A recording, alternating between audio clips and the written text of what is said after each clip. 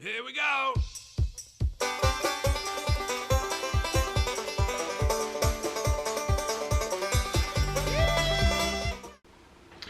Okay, here's the puppy update on the raw food diet. So we're going to get right into this. A lot of people have been asking. We even got some emails. People want to know, how's it going with the puppy, Maggie girl, and where are we at in this stage of the feeding process? If you missed the doghouse video, it's right there. If you guys want to build a doghouse that looks like a log cabin, it's kind of a how-to thing where you can watch it visually. I laid out the materials that I have, and then you can actually build one for yourself. And a lot of people brought up points that it would make a great like duck house. I said it's a good child's house, like a little child house. But for sure, like maybe a duck house or something like that. So you can use it as multi-purpose. And remember, we always like to talk about things on this channel that are multi-purpose. So when you spend that buck, you get a little more bang for it. So today we're going to drop some nuggets on you guys about feeding the raw food diet. And we're also going to give you some updates on Maggie. Good old Maggie. She is like 2 months and like almost 3 weeks old now. And she is a little carnivore. I mean, she wants everything that the big dog has. She's over there stealing food from her bowl. Because before we had ground her food up, but she doesn't do that anymore. She wants the actual like meat. But she's still a baby, so what I need to do is, let's say I'm giving her chicken wings, or if I'm giving her chicken necks, or turkey necks, or chicken backs. Well, just in case you missed the first video, we'll link that right here. We started off with like this purely ground like meat, burger, like yeah. Totally ground, bones, everything in there, the organ meat, all ground the up. meat, everything's together. Right. So it's like lamb burger, or it's but it has all the organs Right. and things that they need. And then we did it with turkey, we did it with chicken, you know, rabbit, venison, and you know, we tried all the different ones. So now she's telling you guys about how we're doing the chicken wings and the backs. Go ahead. She's moving on because she's getting a little bit bigger, and you know, she's wanting to, you know, she's chewing the bone. She just likes all that. So what I've been doing is, if you're doing a raw food diet, especially in this stage, your hammer is your friend, because I'm out there and I have my block and I'm hammering, you know, the bones so they kind of get crushed a little bit for them. And I did it with the meat. I also give them organ meat, you know, like the chicken gizzards and the hearts, how they have it. And at the beginning when she was smaller, I was kind of worried, so I was kind of hammer it a little bit to get them smushed up, sort of like it's, you know, the mom kind of chewed it a little bit. But it's worked out very good. She's getting to the point now where, I mean, I can even hold some of the food. I mean, she'll pull it apart. Her teeth are strong. You know, I give her like little marrow bones, and she's getting the marrow out, chewing on the marrow bones. The lamb steak, she loves the lamb steak. I mean, she loves everything. She's had everything. And it's very important when you're feeding that you are alternating. So, you know, maybe for a week or a few days, make sure you're giving them maybe some chicken, and then maybe you want to switch to beef, and then you want to switch to, you know, whatever you got, and just kind of keep switching it around. You don't want to keep giving them the same thing over and over again. And the good thing about those marrow bones is they're super duper cheap if you just go get them at the grocery store. And for a puppy like her, she can't break the bone, but she can really chew on it and scavenge inside of it. And she just gets the marrow, and that's the good and part. then she'll chew on it and throw it around, and you know, so it makes for a really good, inexpensive way to get the bone introduced to them, because she won't break it off, she won't chew it up. She still has her little pup teeth, but it does burn up a lot of energy, and she is able to, you know, really get in there and have fun with it. Now I want to give you something for you guys to do research, because I say, you know, do your research. You know, don't listen to what, you know, what I'm saying, what we're saying. Do your research and you decide, because I've been doing this for many, many, many years, and there's different types of diet. They call the barf diet, the raw meaty bone diet. I mean, there's a lot of different diets on these people that feed their dogs raw food. So do your own research and kind of come to your own conclusions. But I really like, her name's Dr. Becker, and she's a holistic vet, and I really kind of like her principles, and that's how I've been doing my dogs over the past, probably the past many years with her. And her principles are like 75–80% of the raw meat, bones, and organ meat. And then the last 20–25% of that is going to be like fruits and vegetables. Right. And in that 20–25%, I also might add, I give them yogurt or kefir. Sardines. She's gonna get I got sardines. I make sure they get their omega-3s, which are crucial, you know, for their glandular development, their hormonal Their development, skin. their skin, everything. It's very, very, very important. So You should see her wolf down a little thing of sardines. And then I also give them cod liver oil. You can get, actually, you can use regular cod liver oil, but they do have pet cod liver oil that you can buy. And then I give it to both of my dogs. They get the pet cod liver oil. We can link that below, the kind that we use, in the link below here. But just to try to incorporate these. And then I try to grind up carrots, and a lot of times you can get frozen spinach or frozen kale, or you can get frozen green beans, or however, you can even get canned. Just get whatever's the cheapest. And then I supplement that in there, but when you even put the grated carrots in there, it's very good for their digestion. And then I also will get the kale from the garden, the spinach, and a lot of the greens, and what I'll do is I'll soak it in some raw apple cider vinegar. And then I can go ahead and you just pour some warm water over it to kind of get it soft.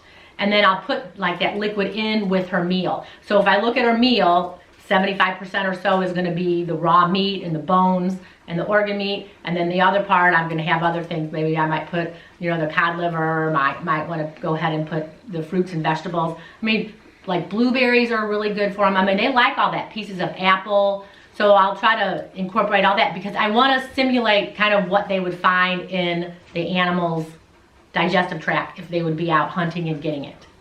So it seemed to work out great. Maggie's doing great. She's thriving. She's getting very tall. She's holding her own, wrestling with Faith, and she's doing really good. Ram around.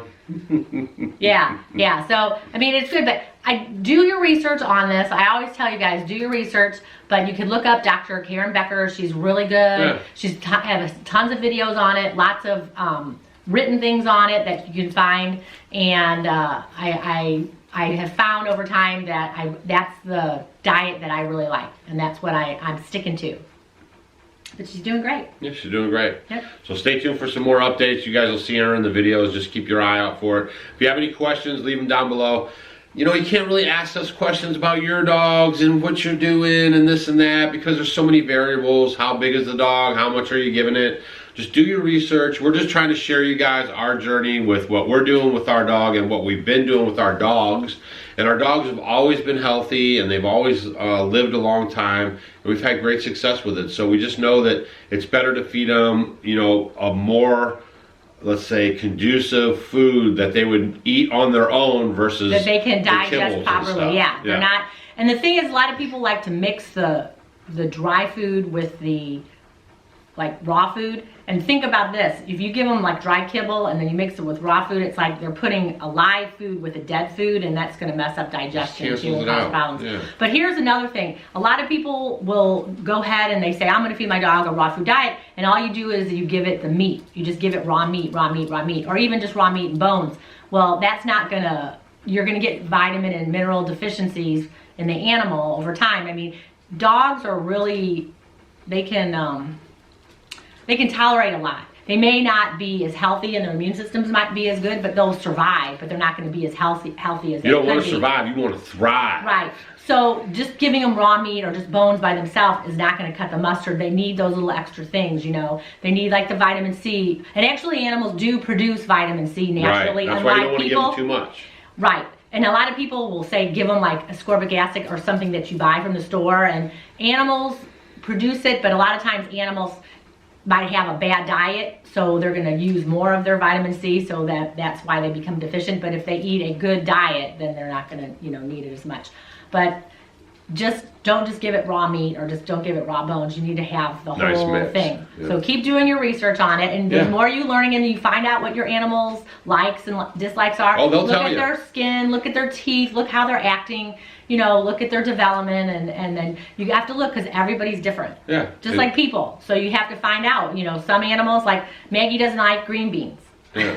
But she likes peas. But the peas, and she likes the spinach and the kale and carrots, and I mean she loves squash. Cook some squash, pumpkins, the seeds, all those kind of things. Like when you guys are doing these things and you're cooking, I make sweet potatoes for her, the yogurt, I mean all these things, and I make sure I'll put it in that little 20-25% extra that goes into her bag. Like when I go to work for Doug and I have to make him like a little baggie of food because he, you know, wants to not work as hard, right?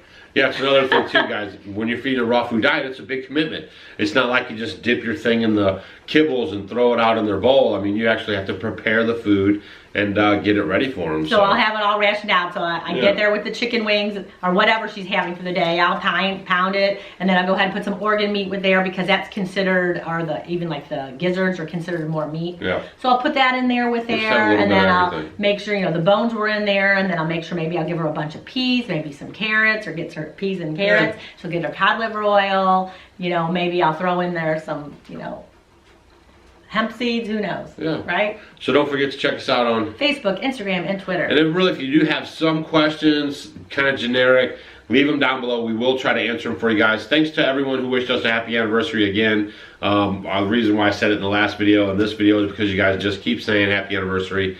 And I'm glad you guys enjoyed the video. Someone had a question. Can we answer it right now? What? Someone had mentioned they had started their dog over with oxtails. And a lot of times, maybe if you're switching over, maybe it was too rich for the first time. Even just maybe trying chicken, or maybe using a hammer and pounding up the bones, because this was an older dog. Right. And so just trying different things. But you know, if you're really committed to doing it and you want to do it, there's ways to do it. You just have to keep experimenting. Yeah. So that's it. Don't forget our t-shirts. We have 4 more days left. Guys, we're really trying to get to like 100 t-shirts on this extra week. Just so it's like, hey, you know, at least they extended the campaign for a reason. So don't forget to hit the button down below. It's a pinned comment. I'll link it at this video, so you can hit that if you haven't gotten your t-shirt. It's going to help fund the Learning Center. And basically, some people have been asking, what is this Learning Center? So we are going to build a facility where people can come here and then pay for a class, come to the class, learn how to do basic homesteading stuff, and then leave with the knowledge, the hands-on knowledge that they can take back to their homestead and make money on their homestead or just sustain their lives. So we're going to put that together. Watching YouTube videos is great, but having hands-on experience is very, very important.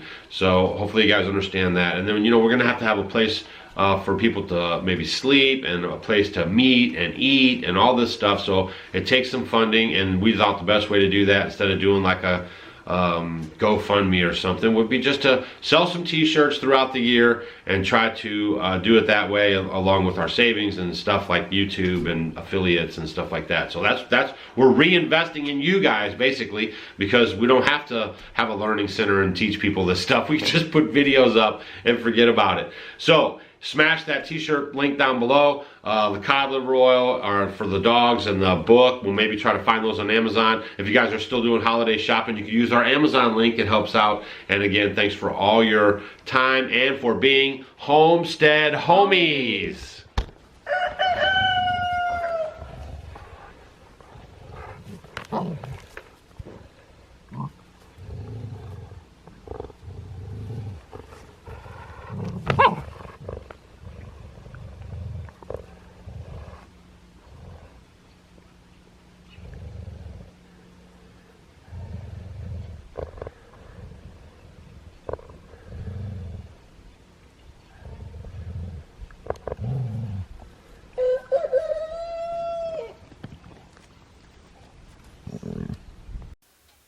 Hey guys, thanks for watching our video. You might want to check out these videos. And if you want to become a homestead homie, click the picture of us below. We will see you tomorrow.